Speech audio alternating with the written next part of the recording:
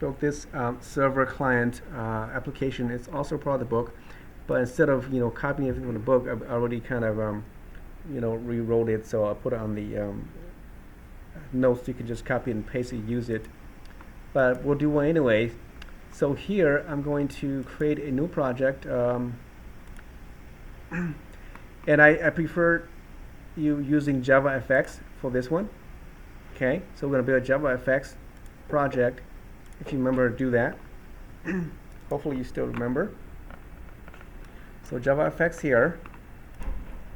Let's give it a name. We'll call this just I'll call it just chapter. What chapter is this? Don't remember. 33 network. Okay. Then accept the default here. Go next. Just click next, and then just click finish. Okay. So here we are, back to our JavaFX. Okay, we have this application built into for us called main. If you don't like main, you can call it server. It's fine. Okay, you can, if you do that, just create a new class and then call it server. That's completely fine. And I'm gonna create a maybe we should do that. So let's delete this one. I'll delete this one here, and I'll create a new class.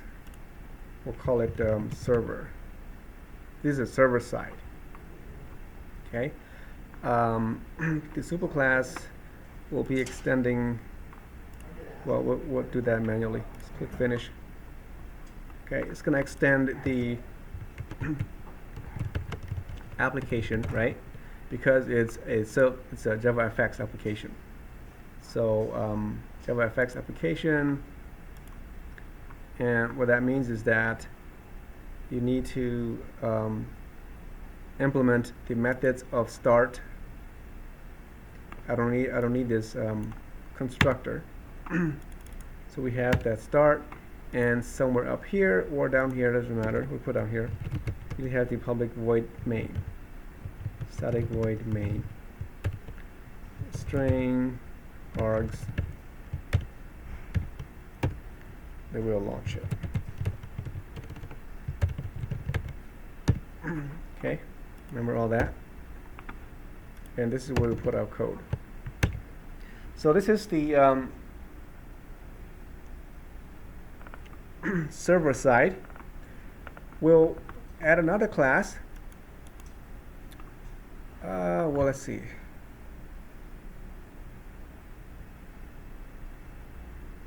We'll do later.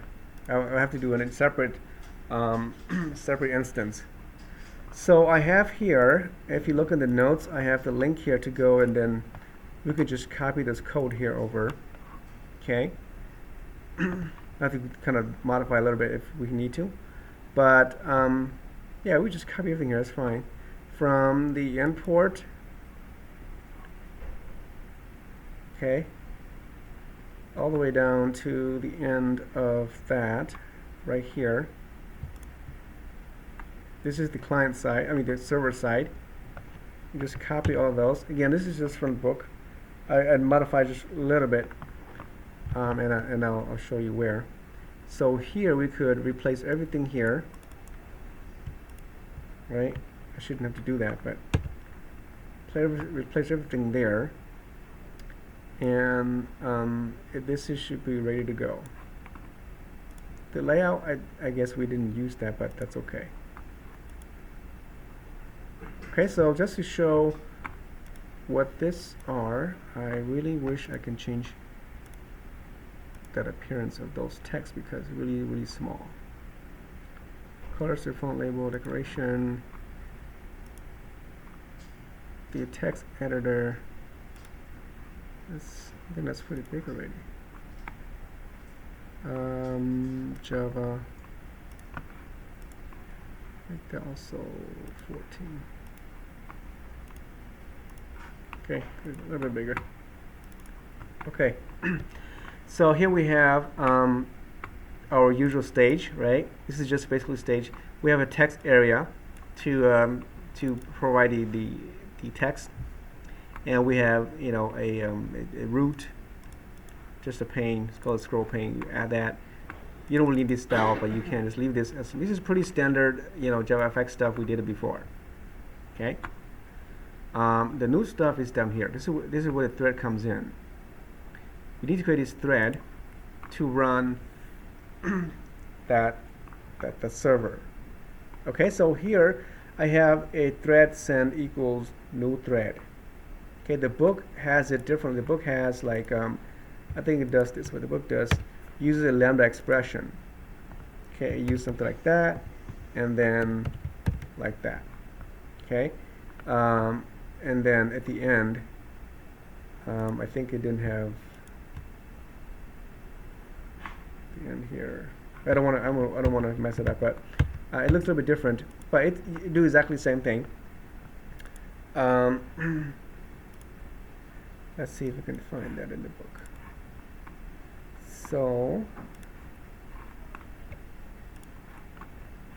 yeah, it should be in here. So I'm going to show you what that code is. If you look at this code here, kind of a little bit small, but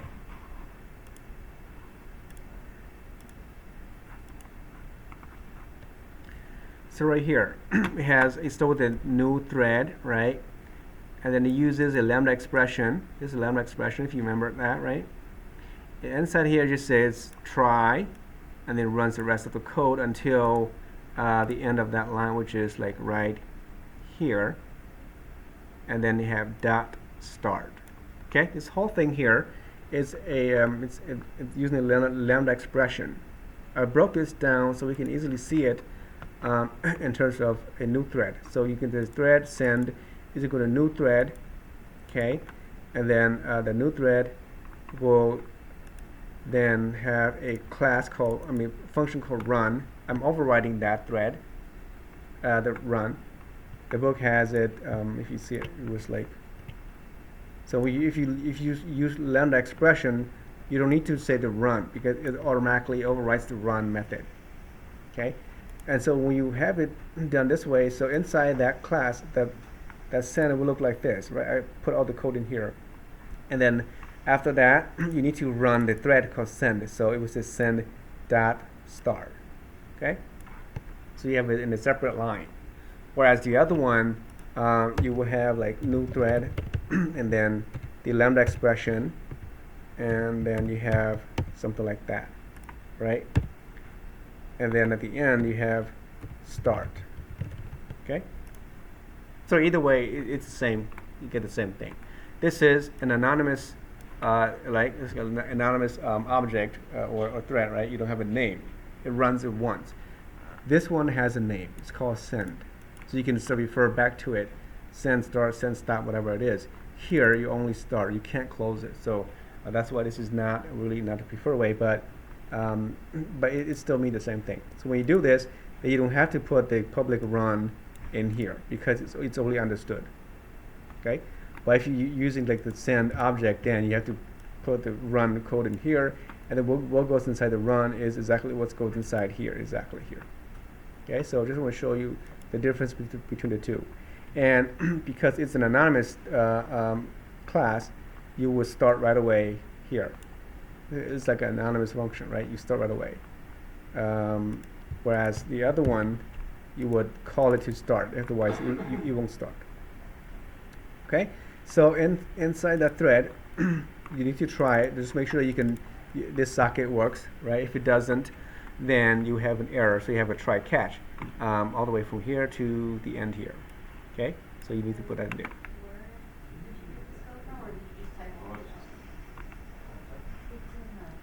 Yeah, it's a.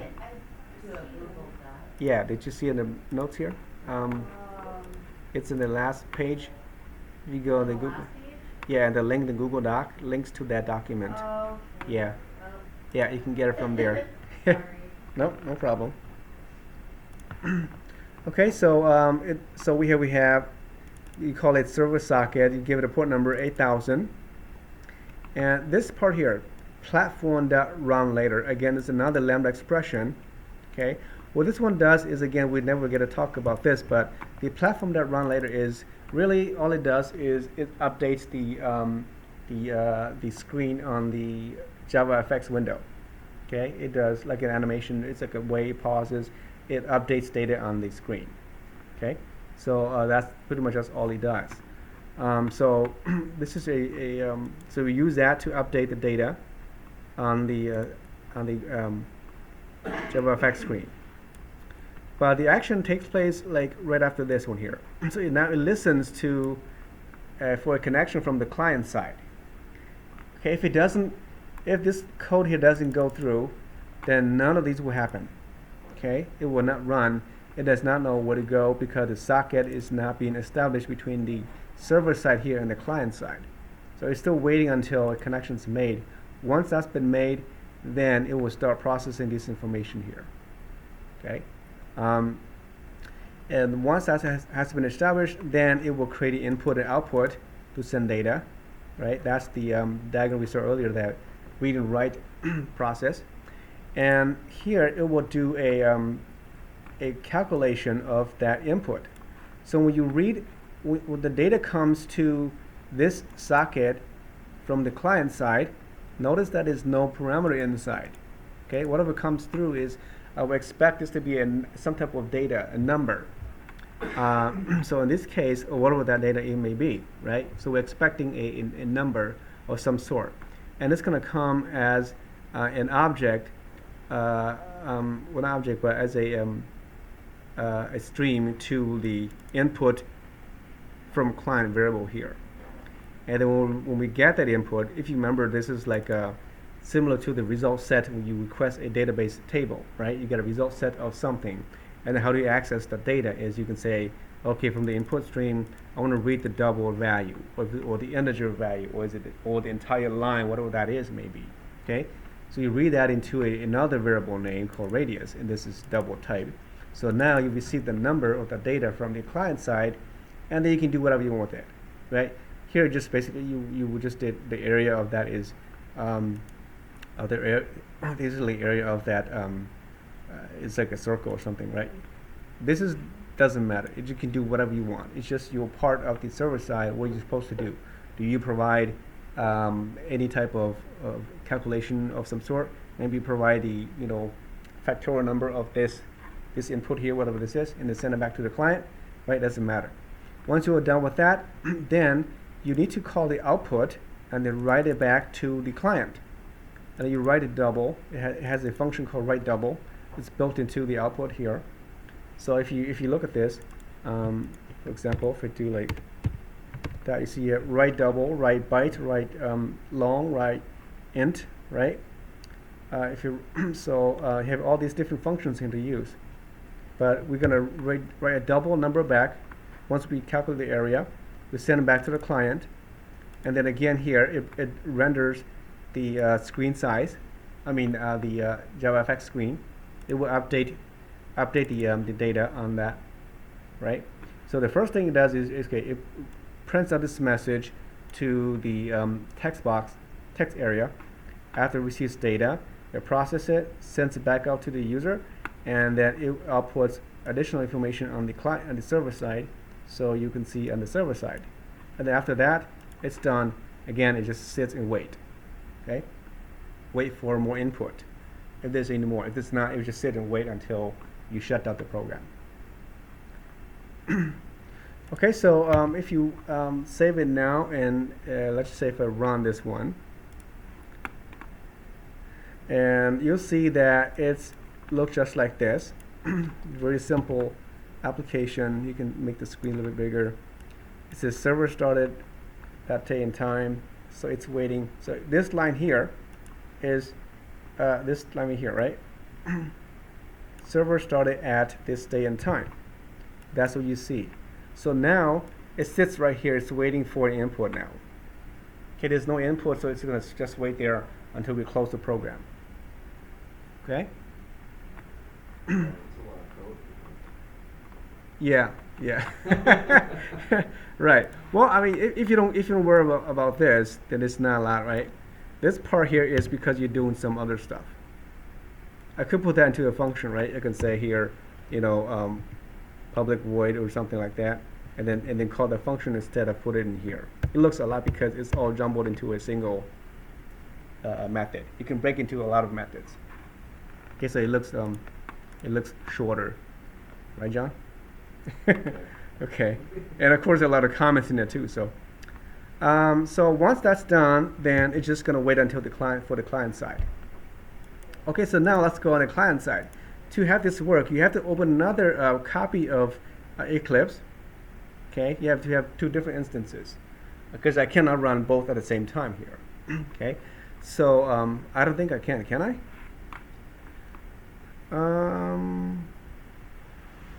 Maybe I can. We can try. Okay, so let's create another class in here. If it doesn't, we'll switch over. So let's create another class called client. And again, we'll just copy from the other screen just so we have time. This is our client side. We don't need the constructor. You can just turn that off. Just the name client is fine. Okay, then we can go back to the other file and copy the second half of that, the client code, from the import all the way to the end. And I added some stuff in here too. We'll take a look on the inet address stuff. Control that, paste it, and replace everything here, the whole class, because I think I called it client too. If not, we'll change it. Okay, so yeah, it's client, which matches ours, so that's fine. Okay, let me just expand this. So on the client side, because we're not creating this socket to communicate with other, you know, for other application to connect to us, we just gonna go ahead and issue a socket to connect to the server side. Okay, but before that though, up here, all this is just, you know, design stuff, right? The interface. I put out here the output to server and input from server. So it looks very similar to the server side, except on this side, I put it inside the run method here, right? I could put it outside in the global space, which I guess is fine too, but it's the same thing. This part here, this part, kind of similar, except this one here I'm reading by the way, and this one I don't read it yet. It's set to null. So you build your stage just like usual. So really this will look very similar to the others one, right? Yeah, this is look very similar, kind of.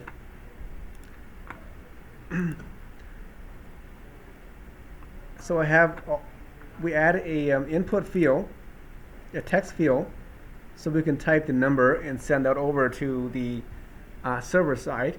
So the text field here will trigger right here. Okay, so we have an action on the text field. We'll type something, hit enter, and it's going to call this. And here again we have the lambda expression, right? Inside the expression here, this is where we do the let's see. Okay, yeah, so this one here we read the radius from the text field, right? Get text, and we would set that to double. The radius is double. If this is like 10, it'll be 10. And then we sent that to the server. Okay, we write it to the server. So I'm sending this data to the server at this line right here. Actually, before this happens, right? Because this is an event. So this one does not occur until I click it or I type it and I hit enter, right? So really, when you run this code, it's going to run from here all the way to here. Okay, this is in a function, so it'll skip that, and really it's going to go down here and then do the connection. Okay, it's hard to see, so let me just move this and put it on top, so it makes more sense. It's really in that order, okay, because this is an action. It actually just only happens when we call it here. Right, so the first thing is it actually connects to the local host, which is the same on my laptop. I can do that, or I can do like 127.0.0.1. Either one is fine. Okay. Let's do localhost, same thing.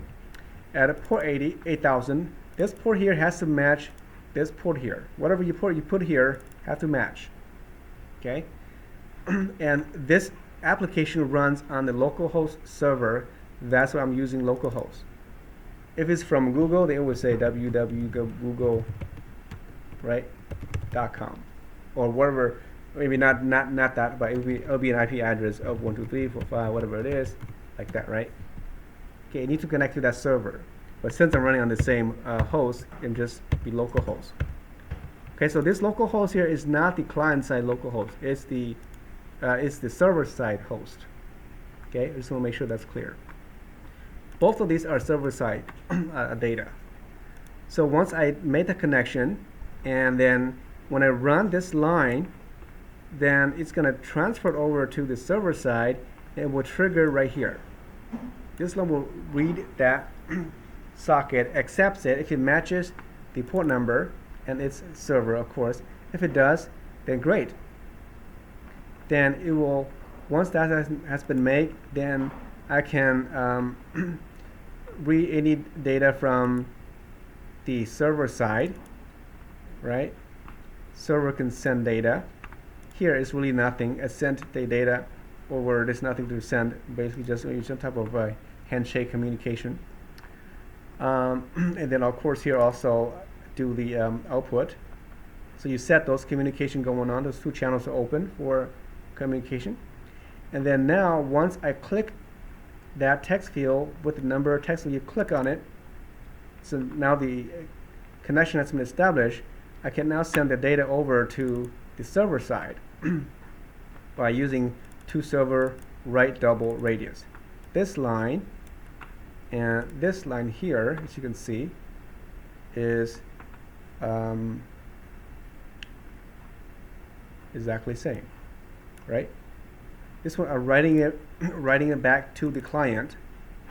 This one here I'm writing to the server. Okay, I'm passing the data to the server. That's all I'm doing. And this line to flush, it just means that anything else in that input, it could be like a carriage return, any extra data, you want to flush it out. Okay, so just delete the rest of the data just in case you might have some strange characters floating around. Okay, so just flush that out. And then once you send it over, the server side will receive it. It will process it, right? It receives the data, the radius, process it, reads from here, and then reads from here, and then process it, multiplies it, the radius to 2 by pi, and then it writes it back to the client.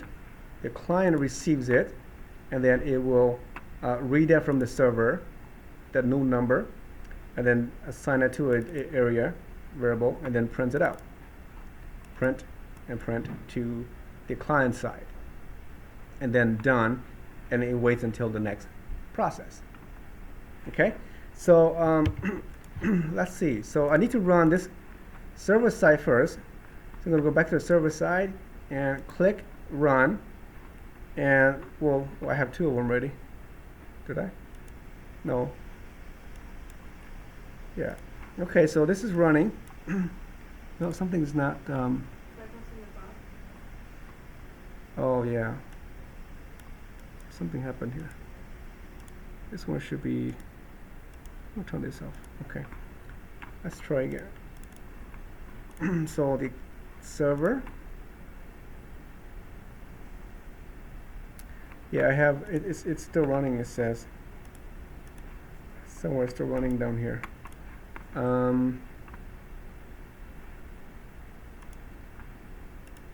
Did I close it already? I thought I did. Let's see. Yeah, it's already in use. All right, let's see. Okay, something's not right here.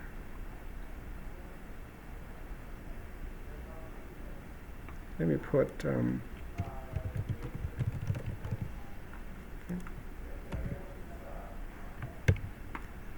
Oh no, it's close.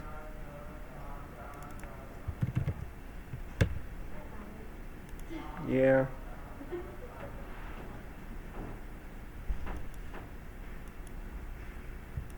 Let's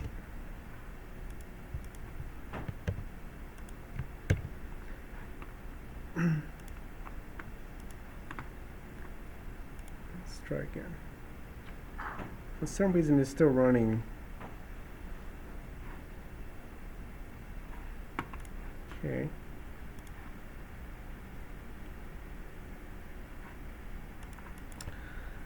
Now I can reset something here.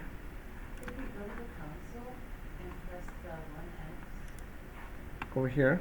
Yeah, that's what I did. Oh, maybe that's where it is, right? And then I pressed the stop right there. Okay. And then it worked. Maybe that solves it. Thank you. Yay, thanks. Yep, perfect. Okay, so the server side is running, and let's see if we can run on the client side as well. Okay, so click on the client tab, click run, and so we have that running, and the server side is, let's see if it does something. So yeah, so it does receive something, right? So on the client side is sending the number 12 over to the server side. The server side confirms that it receives number 12, and then that's right here, right? Radius is 12 from client, and then the area received the server side is the area from the server side is over here. So you can see the communication between the two. I thought I have to open like two Eclipse instances, but you don't have to. So again, this is just receiving and then sending the data back over here. That's why you don't have the other input here. So just keep doing that and they communicate.